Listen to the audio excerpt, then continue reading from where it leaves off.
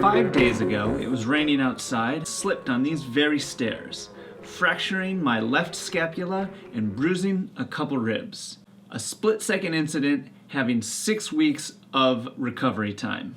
Injuries are something that almost all athletes have to deal with. So I thought this would be an interesting opportunity to just document my journey through recovery. I don't necessarily think of injuries as that much of a negative thing. I see them as a way of shifting what life normally is like and allowing you a different way to perceive it for 4 to 6 weeks.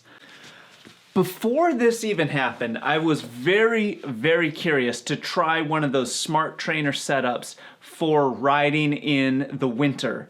So I tried really hard to get a smart trainer setup, and lo and behold, Wahoo hooked it up. They set me up with a kicker core and a kicker climb. Perfect combination for indoor training, fitness, and adventuring. Zwift also hooked up an account, so now there's access to virtual worlds, tons of other riders, races, events, anything you want. Perfect timing for something like this to happen. So yesterday I decided to do the first ride with this thing with the broken scapula. Nothing crazy, I just wanted to spin the legs. And it's so perfect. You're safe at home in one place, you're just moving along, slow and steady. You got the Zwift set up, so there's some sort of visual terrain. I can tell already that this is gonna be a critical tool to my sanity and to fitness recovery during this journey. Threw some flat pedals on there so I don't have to mess with shoes and all that. I just wanna be able to move my body without having to be on an actual bike in the real world, which right now is not possible. So day one, fitness, check. And honestly, after doing that first ride, I swear to God, my back started to feel better. But I really think that moving the blood around like that, very gently, just helps stimulate recovery. Moving blood and oxygen through your body, I mean, that's what thousands of years of Eastern medicine promotes. So far, so good. Day 6, ride number 2. Easy 1 hour. Just pedal it out. I did wear a kit though, but I decided to keep the street shoes. I think I might have gone just a little bit harder than I intended, but ride number 2, by the numbers, 55 minutes, 16.5 miles, and 465 feet of virtual elevation. I broke a sweat.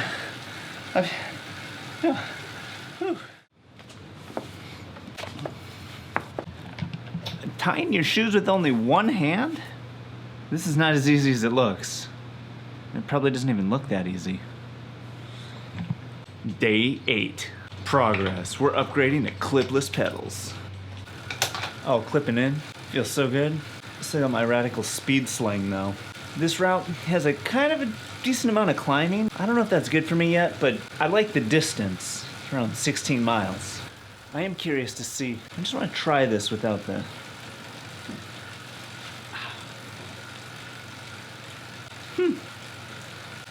Baby steps.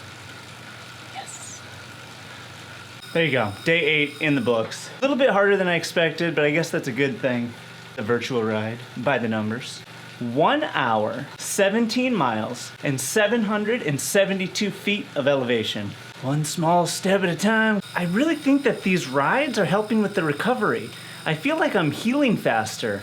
I don't know if the circulation of blood really helps, or if this is completely in my head. The Oracle will know. Day 11. I'm omitting the sling, and I think I'm gonna go for just a little bit bigger than normal. Maybe 25 miles. It's Saturday, it's pouring outside. It's like a big day. Here we go. We say we don't understand. All right, day 11 in the books. In the virtual ride, by the numbers, 1 hour, 1 minute, 21 miles, and 847 feet of elevation. Subtle improvements, but my ribs do hurt. Day 14, the shoulder is feeling better and better each day. I can lift it up to about, well, it's not very high. I was thinking maybe it's time that I do one of these training programs Zwift has all kinds of different options. I was either thinking of doing the active off-season or the gravel grinder, which sounds stereotypically appropriate. I guess I'll see if this is too much, but I just like the idea of having a structured thing to work on every time I come down here. I've never had a coach. Why not have a virtual coach? So I think I'm gonna do this active off-season training plan. Well, this is fascinating. The first workout is endurance and pedal preparation, teaching you to practice coming over the top and pull through the bottom. Try to pretend there's glass in your shoe, which I don't understand what that means. All right. But that was kind of hard. And just sitting in one place, you'd think it'd be a lot easier than it is, but. So the first workout plan training session, ride by the numbers. 1 hour, 51 minutes, 31 miles. Oh Jesus, it's getting hard. There's no climbing. Time to get off this crazy thing. All right, session 2 of the active off-season workout plan. You know, I found that riding Zwift or a smart trainer, it's not quite that easy to do after, say, 2 hours. 2 hours is like, holy moly. It doesn't matter if you're cranking hard or going mellow. There's something about just being stuck in this same position for so long that is a challenge all on its own. Whew. This workout had a bunch of like right leg, left leg. Trippy shit, I've never pedaled with just one leg before. But I feel like it made me a better rider.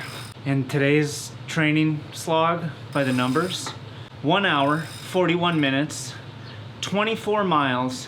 When you train, it neutralizes the climbing and it's all about the consistent power output. I don't know if I'm getting stronger or not yet, but it's only day 2. Broken Scapula report, day 16. Today is kind of like a grinder. 2 hours and 20 minutes at 140 watts.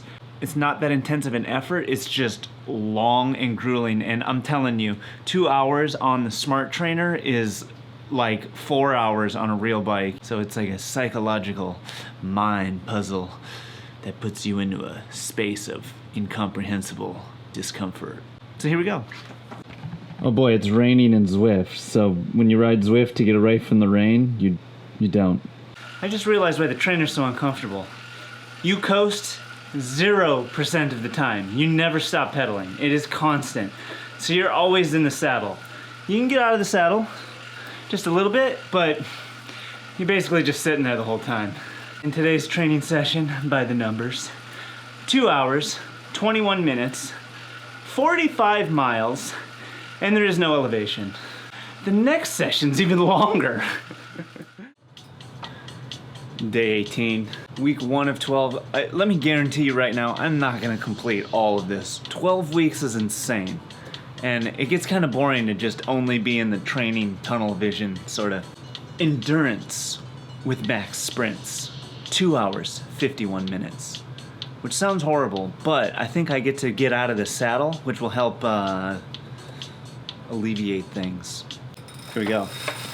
All right, for no reason other than I'm just kind of sick of sitting here and kind of tired and hungry, and it's getting a little boring. And because I can, I'm gonna call it. So this session, we got 2 hours, 15 minutes, 41 miles, and 0 elevation, because it's training. Time for snacks.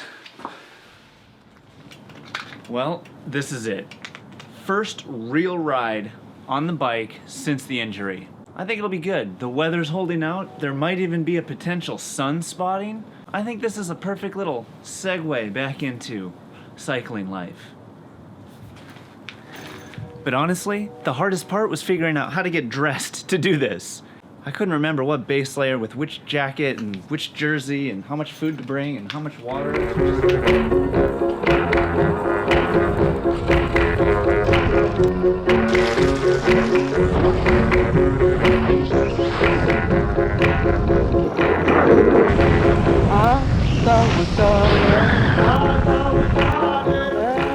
Hey Marshall, what did you do over the Christmas break? I rode a century around the block where I live, 125 laps of a 0.8 mile circuit. It was fun. It's kind of dumb, but I liked it. What the fuck?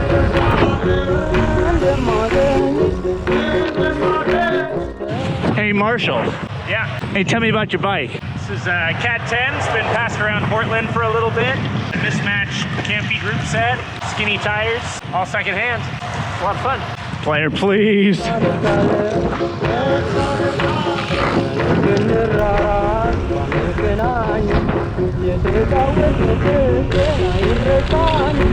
Moss-covered road is not doing much for my confidence.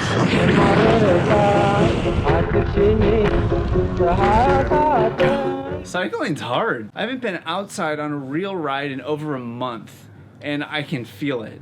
Sloggy, fun, slow, and everything in between. And the ride, by the numbers, 3 hours, 7 minutes, 45 miles, and 4,300 feet of elevation. I feel it in my legs. Now I gotta pack my bags, because next I'm going to Italy to visit Villa Triestina. You wanna come with? Let's do it. Should I tell you that I'm back from Italy now, even though we haven't actually gone to Italy yet? What do I want to talk about? If you found any of this mildly amusing, entertaining, or otherwise, please hit that like button. Oh, and most importantly, thank you for being you and being here. We've got a couple very important announcements to make. This week we have not one, not two, but 3 international, how do you say it? Players Club Steel is real level shout out supporters. The first one going to our main man Fredo. Fredo was actually at the very last Gravel Happens. Such good vibes coming off of this one. What up, Fredo? Which segues perfectly into Abby Leroy. Abby, I hope that bike repair is coming along just fine, and it's only the bike that needs to be repaired. What up, Abby? Last but not least, we've got a special shout out to Professor David Ferry. David's wife sent me a let's show up. Physical snail mail request of all the great things that he does. David, you've got a good one on your hands. Happy birthday, happy anniversary. I'm glad the world's got you. And what up, David? If you too would like to support the cause and get an actual shout out in an Everything's Been Done episode, well, look no further than right here. And if you'd like to see more of this delectable content made just for you, well, hit the subscribe button and we'll go on this journey together. And if you need more of that EBD fix, well, these videos right here, they've got you covered. It's good to be back, my friend. It's good to be back. That's it!